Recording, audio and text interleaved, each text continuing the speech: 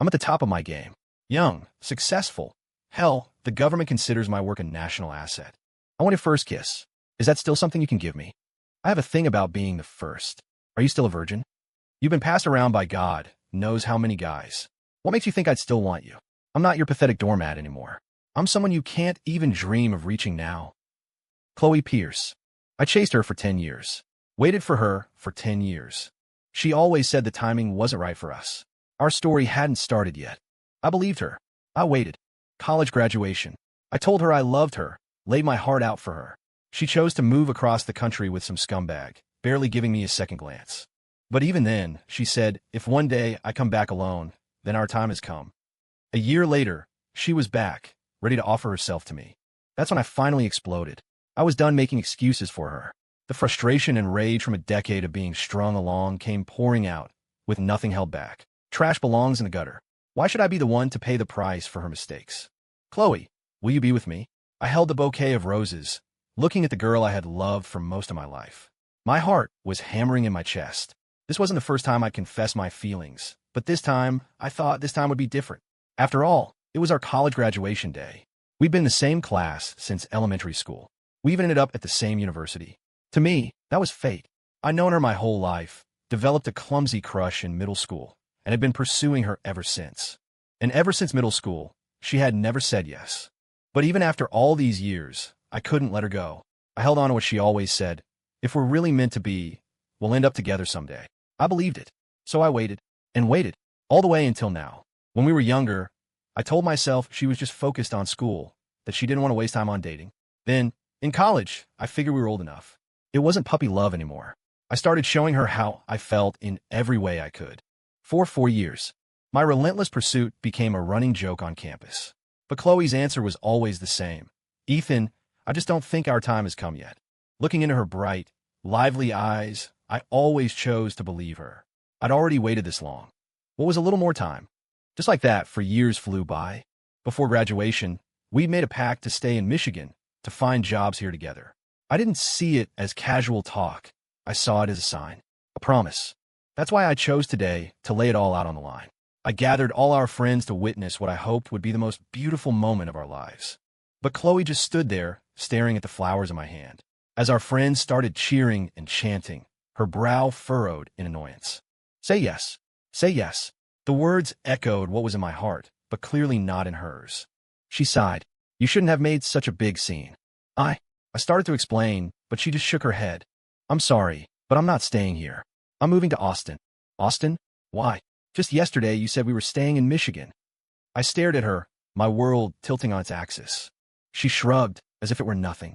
Kyle wants to move to Austin, and I want to go with him. Ethan, the timing still isn't right for us. Don't force it. With that, she turned to leave, but I grabbed her wrist, my grip tight. She could reject me, fine.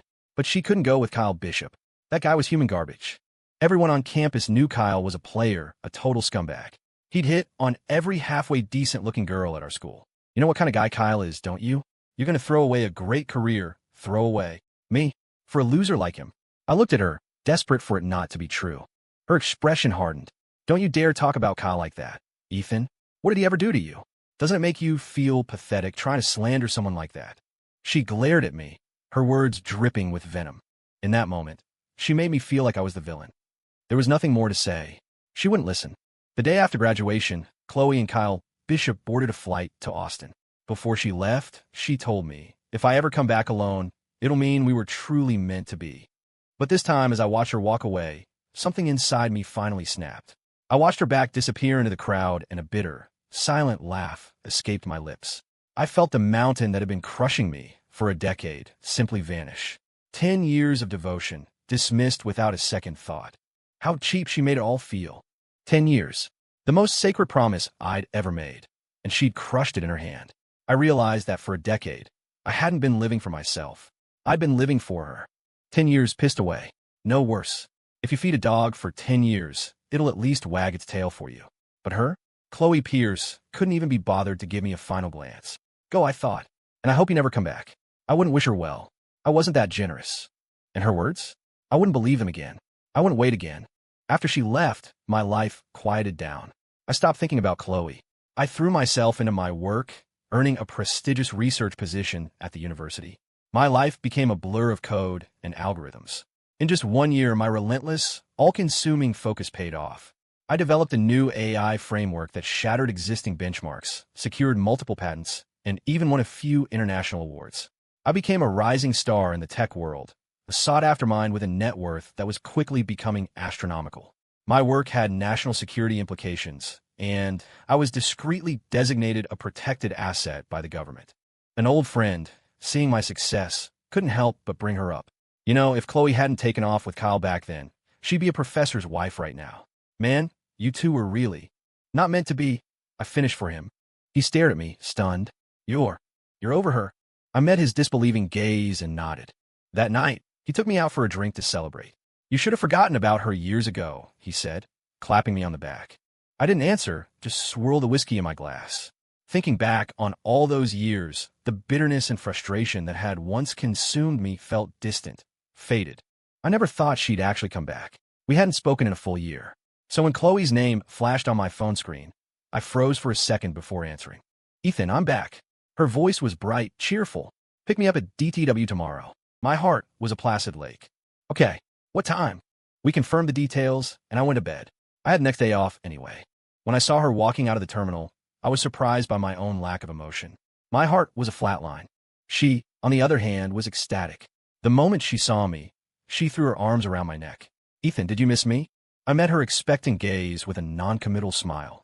She didn't wait for an answer, just handed me her suitcase. God, I'm exhausted. You have no idea how much I just wanted to get back here. She talked the entire drive. She told me about the culture in Austin, about everything she'd seen and done over the past year, as if she'd been on a long vacation. I kept my replies short, listening with a polite, detached smile, my eyes on the road. She never mentioned Kyle. I never asked. When we got to her parents' house, I was about to drive off, but she stopped me. Ethan, I just got back. Aren't you going to take me out to dinner? I didn't want to. I tried to deflect. If you're not too tired, I'm not tired at all. And I bet you know exactly where I want to go, right? She left her luggage in the living room and hurried me back out the door. I sighed internally. Resigned, I drove her to the restaurant we used to go to all the time. During the drive, she talked to me as if nothing had changed. But everything had changed. Maybe she didn't notice, or maybe she was pretending not to. She kept the conversation light, and so did I. When we arrived, the owner greeted us warmly. Haven't seen you two in a long time. It was true. After I'd finally moved on, I'd never come back. But Chloe just smiled brightly and said, We'll be coming here more often from now on. I stayed silent, focused on a menu while she chatted with the owner. Seeing me, Chloe raised an eyebrow. You still know what I like to order, right? Yeah, it would be petty to pretend I didn't. After all these years, nobody knew her favorite foods better than I did. I used to do this all the time, but now, she seemed genuinely delighted by the simple act. When the food arrived, she nodded in satisfaction. I knew it. You're the only person in the world who really gets me. I met her gaze, a look that said, You haven't disappointed me, and I sighed under my breath. Let's eat before it gets cold. Okay. As we ate, she started talking about her experiences again, casually dropping hints that she was back for good this time. I just gave a simple hum and told her to finish her food. Finally, she seemed to sense my indifference. She put her fork down, a frown creasing her brow. Aren't you happy? Of course I'm happy. So, are you seeing anyone? I shook my head. A visible wave of relief washed over her. I knew it. I knew what she was thinking. She thought I was still waiting for her. The truth was, I'd just been too busy with work to even think about dating. It had nothing to do with her, but I didn't bother correcting her. She hadn't said it outright, and if I responded, it would make it seem like I still cared. After dinner, she rested her chin in her hands and looked at me. Ethan, you know, I broke up with Kyle not long after I moved to Austin. Yeah, I said, my voice flat. I told you he was a scumbag, but I didn't really move to Austin because of him. I just want to get out to see something new. We were still young, you know. Chloe looked at me expectantly. I wasn't sure how she wanted me to answer. To agree? To say I understood? A year ago, she had been so absolute, her words cutting me to the bone. I like Kyle. We're not meant to be. And now, I didn't know if she got tired of Kyle or if he got tired of her and dumped her. I suspected it was the latter. But honestly, I didn't have the energy or the interest to dig into something that had absolutely nothing to do with me anymore. If she would just say what she wanted, I could finally shut her down. But she wouldn't. She just kept probing, testing the waters, apparently still waiting for me to make the first move. As if I would. How many times did she expect me to get burned before I learned my lesson? I wasn't her trained monkey, ready to perform on command. I paid the bill and drove her home again. We sat in the car in front of her house, and she made no move to get out. So what are your plans now? I asked, just to break the silence. Her eyes lit up. I want to stay in Michigan, find a stable job, settle down, get married, have kids. I nodded in approval. That's great. I'm sure your parents will be thrilled. What about you? She was doing that thing with her eyes, looking up at me through her lashes, fully aware of how captivating she could be. Yeah, sounds good, I said, my answer vague and noncommittal. It clearly wasn't what she wanted to hear. She threw the car door open in a huff. Ethan, is this really how you're going to act now that I'm back? Before I could answer, she snorted and turned to stomp up the walkway to her house. The old me would have jumped out of the car, chased after her, and apologized for something I didn't do. But now, I didn't want to, and more importantly, I didn't have to. The moment she was out of the car, I put it in drive and pulled away. In the rearview mirror, I saw her standing there, watching my car until I turned the corner and she was out of sight. My life didn't change after that day. Chloe's social media, however, blew up. One day she was here, the next she was posting pictures from some trendy restaurant. Her location tags were all local, and our mutual friends noticed. My DMs started filling up. Chloe's back. Are you two together? I didn't have the energy to explain to each of them, so I just made a post on my own Facebook page. On my own, and doing just fine. The people who had been messaging me got the hint and stopped asking. Chloe, however, lost her cool. She called me immediately. What the hell is that post supposed to mean? On your own and doing just fine? It means what it says. Is there a problem? She hesitated, then trailed off, unable to ask the question she really wanted to ask. See, that was Chloe, always enjoying the chase, basking in the glow of my affection.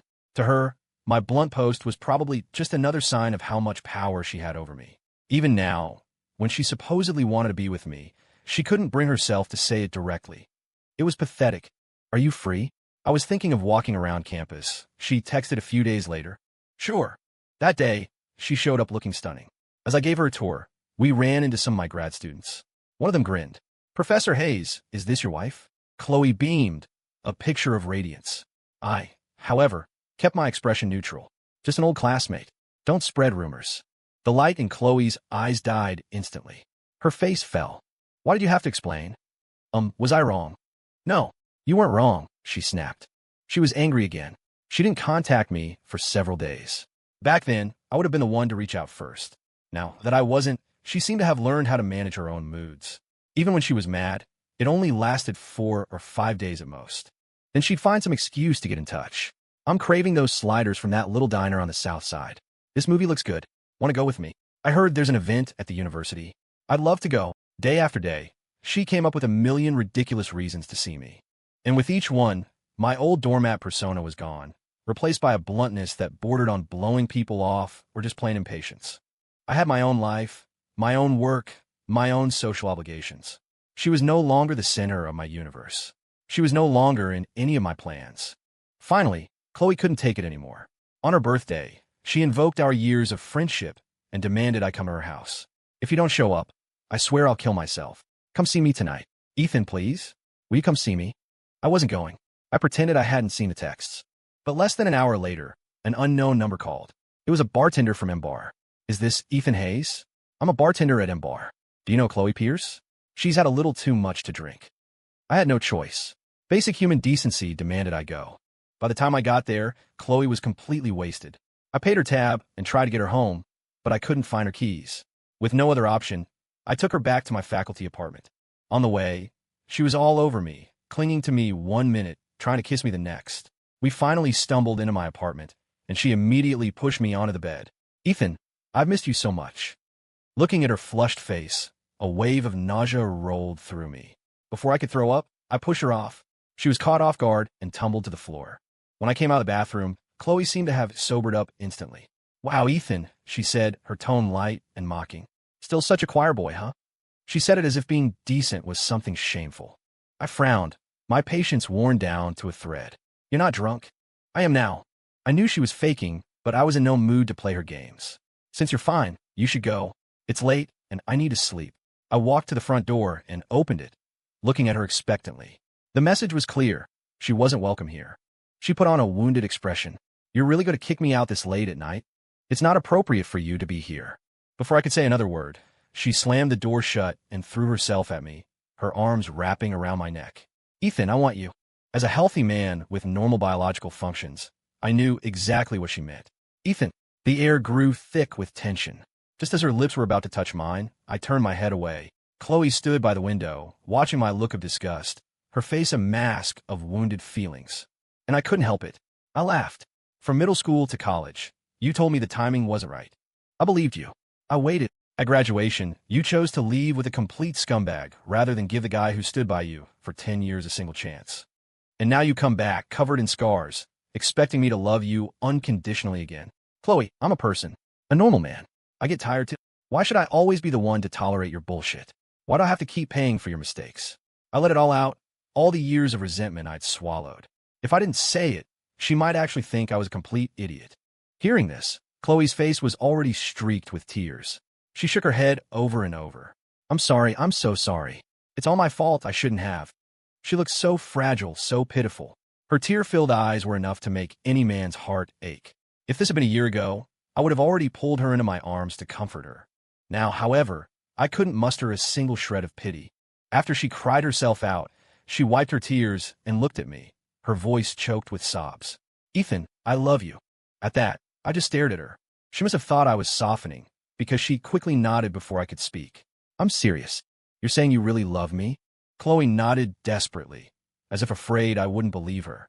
And again, I started to laugh. Okay, since you say you love me, I waited 10 years for you. I loved you for 10 years. What can you possibly give me now? Faced with my question, Chloe's mouth opened, but no words came out. I pressed on. I'm still single. I've never even been in a real relationship. What about you? How many guys have you been with? I want your first kiss. Do you still have that? Chloe froze, the color draining from her face. She looked like she wanted to say something, but she had no idea what. It was true. Her first kiss was long gone. How could she get to me?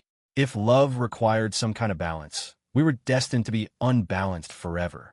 She started shaking her head again, tears flowing like a broken dam. I didn't give her a chance to recover. No, right? As I spoke, she grabbed my hand, her grip desperate. I knew she was begging me, but I had made my decision a year ago. I would not let myself become her backup plan again. I pulled my hand away and continued my interrogation. Fine. No first kiss, no big deal. Hearing this, a flicker of hope returned to her eyes. But as she looked at me with that desperate hope, my next words came down like a guillotine. I have a thing about being the first.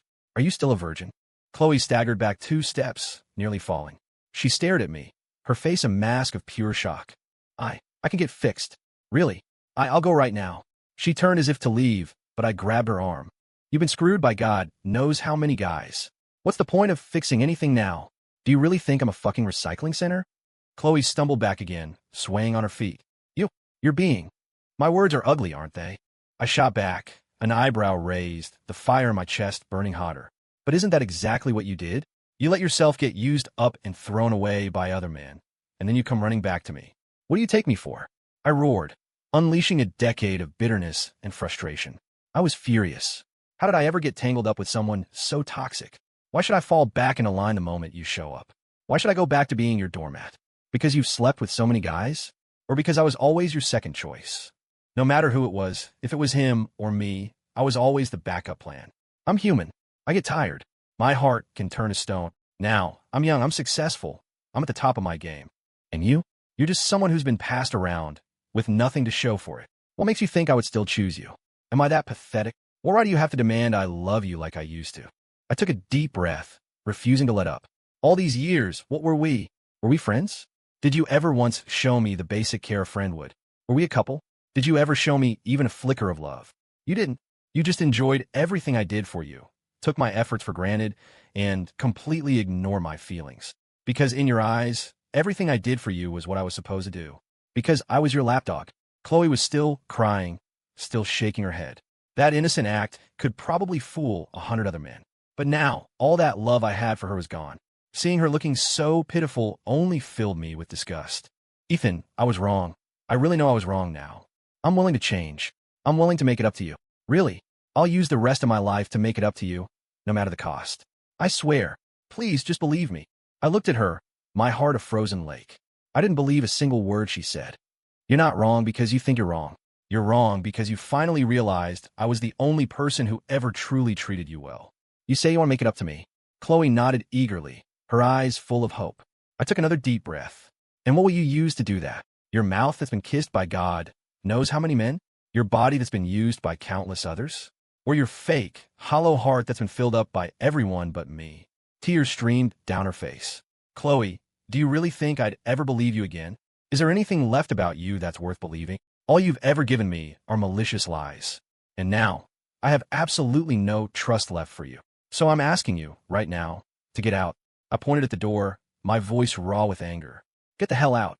My fury seemed to startle her into silence. She stopped making a scene and just stood there, looking at me with those tear-filled eyes. After a few minutes of tense silence, she sighed in defeat. Ethan, what will it take for you to forgive me? As she spoke, she started to sink to her knees, but I moved fast and yanked her back up. Tell me, what do I have to do to make you stop hating me? I believe in that one moment, Chloe was being sincere. But time had passed. Everything was misaligned. She might be sincere right now, but what about the next moment? What about all the days to come? A restless heart never stays quiet for long. I took a step back, putting more distance between us. Chloe, just go. I opened the door again. This time, she didn't say another word. She just walked out, unsteady on her feet. As she reached the doorway, she glanced back at me one last time. Maybe because my eyes never once met hers, the last bit of hope she had died. After she left, silence finally returned. The truth is, I wanted to have this conversation ever since she came back. But every time I tried, Chloe would deflect or change the subject. I figured there was no point. It wasn't until tonight, when she threw herself at me, that I knew I had to make her face reality. If she had truly understood what she'd lost, maybe I would have considered it. But I knew this woman. She hadn't come back for me. She'd come back because she'd run out of other, better options. I was the last resort. And now that her last resort had rejected her, she was finally feeling the pain. I slept soundly that night. The next morning, I went to the university early. I only had one class, so I was back in my office by late morning. When I sat down, I saw a text from Chloe. What will it take for you to forgive me and be with me? I thought I had been perfectly clear last night. Her persistence was starting to piss me off. Without a shred of mercy, I picked up my phone and typed back. Even if you dropped dead, it wouldn't happen. Chloe didn't text me again. A day passed, then two. After about 2 weeks of silence, I was sure she wouldn't bother me anymore. My life slowly returned to its peaceful routine. A few classmates would mention her name now and then, but I hadn't seen her in a long time. At a reunion before the holiday break, a few friends who knew our history saw me and immediately started congratulating me. You chased Chloe for so many years. It's about time you finally won her over. The comment rubbed me the wrong way. I frowned. There's no chance of that ever happening. What? Seriously? Didn't she move back here just for you? That was almost funny enough to make me laugh. For me? Is that what Chloe was telling people? I think you guys have been misinformed. Chloe and I were completely over a year ago. When we were young and dumb, I thought love could conquer anything. But now, I paused deliberately, letting them hang on the words. My friends leaned in, curious. Yeah? What about now? Now, I know a woman's character is pretty damn important. And as you all know, Chloe is not exactly a good woman. I said it without an ounce of hesitation. Everyone at that table knew what she was like. When I was chasing her back in college, people told me I was blind. I don't get what Ethan sees in a girl like Chloe. Yeah, I heard she slept with half the guys on campus. I'd heard those rumors back then, too. But I was such a romantic idealist. The moment I heard someone say that, I got into a fistfight with him. Afterwards, when Chloe found out why I'd fought, she was just annoyed. They weren't wrong. Why would you fight with them? She had basically admitted to her promiscuous behavior. But at the time, I thought she was being cool and edgy. Thinking back on it now, I want to slap myself. I was so damn blind. But it wasn't too late to see clearly now. The rest of the dinner was pleasant enough. The topic of Chloe didn't last long. After a few rounds of drinks, we all headed to a bar. I never expected to run into her there. I saw her across the room, draped over some guy, her arm around his shoulder. I felt nothing. My friends, on the other hand, were shocked. I thought she said she came back for Ethan. What's this? Damn, Chloe doesn't waste any time. Chloe! Someone in our group shouted her name. I saw her flinch from across the room. It was obvious she didn't want any of us to see her like this. She didn't turn around, pretending she hadn't heard, and tried to leave. But a wicked impulse took hold of me. Chloe, I called out, my voice clear and sharp. Not even going to say hi. I knew she heard me. The man with his arm around her waist looked over at our group. He glanced from her to me, then back again. A smirk spread across his face. What's this? Run into an old flame. Don't be ridiculous, Chloe snapped at him, shooting him a glare before turning to me with an awkward smile. Hey, small world. I didn't answer, just smiled back. I wanted to see just how shameless she could be. One minute she was begging for my forgiveness, and the next she was with another man. Truly pathetic. The expressions on my friends' faces were priceless. Chloe exchanged a few awkward pleasantries with us, and then quickly left. My friends looked at me, then at her retreating back. Finally, one of them came to a conclusion. Ethan, man, you're back to being the backup plan. I didn't care. I was already done with her, and we'd already said everything that needed to be said. If she could actually move on and be with someone else without dragging me into it, that wouldn't be a bad thing. I just never imagined that later that same night, Chloe would be standing outside my apartment door. I saw her through the peephole, and my face fell. I'd had enough. What did she take me for? I didn't open the door. This time, she must have been seriously drunk. She banged on my door for what felt like an eternity. She woke up my neighbor. Hey, don't you know how rude it is to wake people up in the middle of the night? My neighbor yelled through his door, his voice thick with sleep. I knew he was being polite for now, but Chloe apparently didn't get it. She just pointed a finger at his door and shot back. I'll be as loud as I want. That was the last straw for him. He called the police. 10 minutes later, when the cops arrived, I had no choice but to open my door. Seeing me, my neighbor got even more pissed off. I'm telling you, man, if you were home this whole time, why didn't you just open the door? Do you have any idea how long she was out here yelling? If I wanted her inside, I would have let her in. The fact that I didn't open the door means I didn't want her in, I retorted. My neighbor got the message and retreated back into his apartment, grumbling. After he left, one of the officers looked from me to Chloe. Do you two know each other? No, I said. Yes, she slurred at the same time. She pouted at me, offended. Ethan, why would you say you don't know me? You love me so much. How could you not know me? She was still trading on the currency of my old affection, using it as a license to do whatever she wanted. But that was the old me. The new me was long past loving her. I didn't want to argue. I just wanted her gone. I told the police. Even if I did know her, her current behavior is disturbing the peace. I would like you to take her away. I will not be letting her stay here. It was a messy situation, but in the end, they took her into custody for public intoxication. I didn't sleep at all that night. The next morning, my parents called. They were both demanding to know what was going on. What is happening with you and Chloe? Your Uncle Pierce said Chloe came back specifically for you. You've liked her since you were a kid, haven't you? What changed? My mom asked, bewildered. I was already on edge from lack of sleep, and just hearing Chloe's name made my blood boil. Mom, would you want a daughter-in-law who's been passed around by half the men in Texas? How can you talk like that? You. My mom started to object, but then the meaning of my words seemed to sink in. She fell silent for a moment, then cleared her throat. All right, well, I won't keep you. Get some sleep. She hung up. After that, my mom never mentioned Chloe's name to me again. But my dad told me what happened next. Your mother's fighting spirit is something to behold, he said. She went over to the Pierce house that same day. My mom is a very reasonable person, but the idea that Chloe had only come crawling back to me after things went south for her, the idea that the Pierces saw me as a convenient sucker to clean up their daughter's mess, sent her into a rage. She marched over to their house and laid out everything Chloe had been up to. My mom's final words were, "Our son's wife doesn't have to be a saint, but she's damn well not going to be community property." Mrs. Pierce, naturally, didn't take that well and started to argue. But then my mom pulled out her phone and showed her the photos she'd found on Chloe's old public social media account from her time in Austin. An endless stream of pictures of Chloe getting cozy with different men. Are you blind? You have to know what kind of daughter you raised, don't you? That shut Mrs. Pierce up for good. While I didn't exactly approve of my mom's methods, I had to admit it was satisfying. Thanks to my mom's little visit, the Pierces lost all face in the neighborhood. They never brought up the idea of a marriage between our families again. After sobering up at the police station, Chloe seemed to have figured few things out. She never showed up at my apartment again. Occasionally, she'd send a text, asking how I was doing. At first, I ignored them, then I just blocked her number. After I blocked her, she called me once from an unknown number. "Can't we even be friends?" she asked, her voice small. I didn't answer. I figured, in this case, silence was the best response. Chloe sighed and hung up. I immediately blocked that number, too. My mom told me that Chloe seemed to have turned over a new leaf.